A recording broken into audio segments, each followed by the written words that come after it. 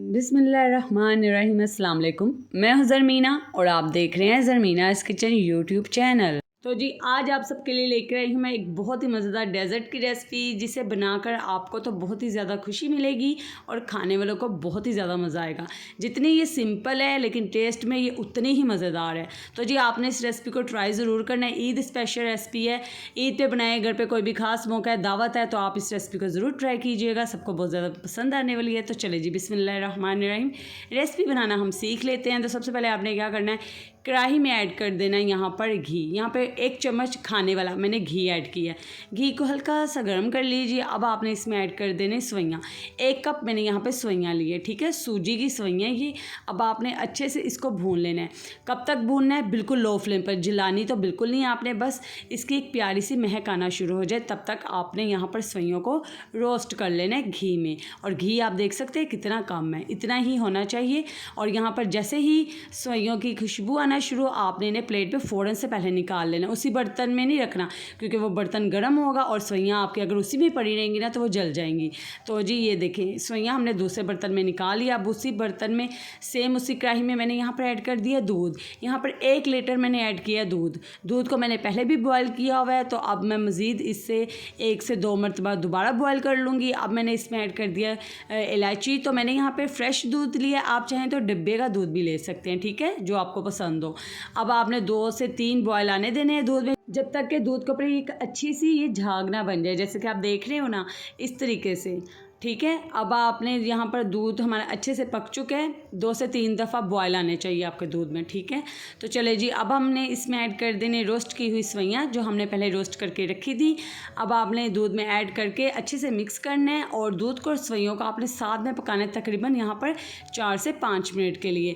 तो यहाँ पर सवैयाँ भी हमारी अच्छे से गल जाएंगी और इनका एक बहुत ही अच्छा सा मज़ेदार सा फ्लेवर आ जाएगा दूध में, ठीक है, और दूध भी हमारा पक जाएगा।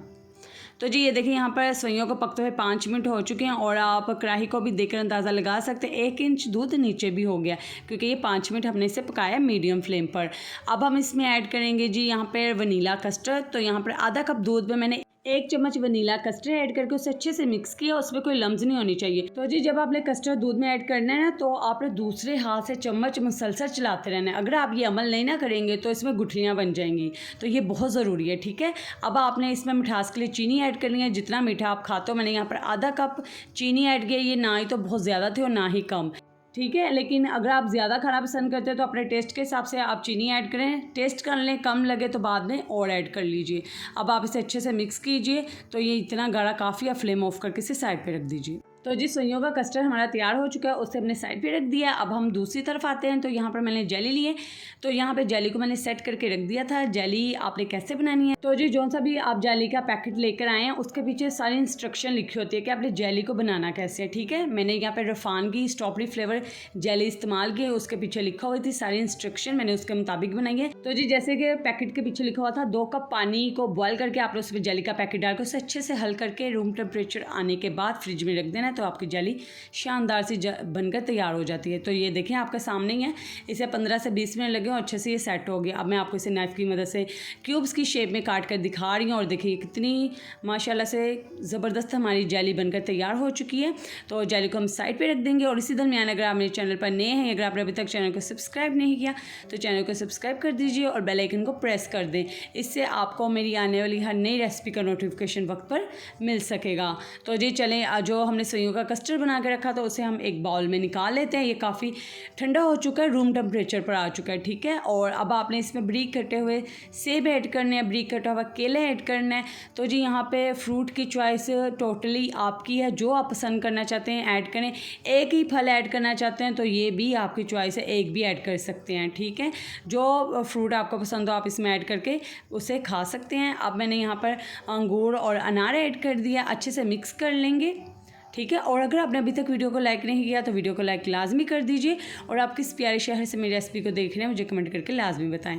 तो जी अब हम सिंपली इसे डिश आउट करेंगे। तो जी इतनी आसान और इतनी मज़े की ये रेसिपी है ना, तो आपने इस रेसिपी को ट्राई ज़रूर करना है, तो आपको ये बहुत ही मज़ेदार लगेगी। बच्चों को, बड़ों को, सभी को बहुत ज़्यादा पसंद आने वाली ये रेसिपी है।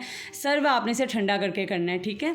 इसको बनाकर आप इसे 2 से 3 घंटे के लिए फ्रिज में रख दें। जब अच्छे से ये चिल हो जाए तो आप इसे सर्व कीजिए। जो ऊपर से इसे डेकोरेट लाजमी कीजिए, क्योंकि क्योंकि लुक ही सबसे पहले मैटर करती है, उसके बाद टेस्ट आता है। आपने ऊपर से थोड़े से फ्रूट्स और जेली इसको ऐड कर देने, या कोई भी नट्स आपके पास पड़े हों उससे डेकोरेट कर दीजिए। बच्चों के लिए इस तरीके से छोटे ग्लासेस में सर्व कर दीजिए, उनको देख के बहुत ही अच्छा लगता है इस तरह की चीज़ें। तो जी अगर आपको मेरी रेसिपी पसंद आई तो इसे लाइक कीजिए, अपने फ्रेंड्स एंड फैमिली मेम्बर्स के साथ शेयर कीजिए, और इसी तरह की और मज़ेदार रेसिपीज़ के लिए मेरे चैनल पर आते रहें। और जाने से पहले मेरे चैनल को सब्सक्राइब करके जाएँ ताकि आपको मेरी आने वाली हर नई रेसिपी का नोटिफिकेशन वक्त पर मिल सके। जी कमेंट करके बताइएगा आपको रेसिपी कैसी लगी। दुआ में याद रखें। अल्लाह हाफिज़।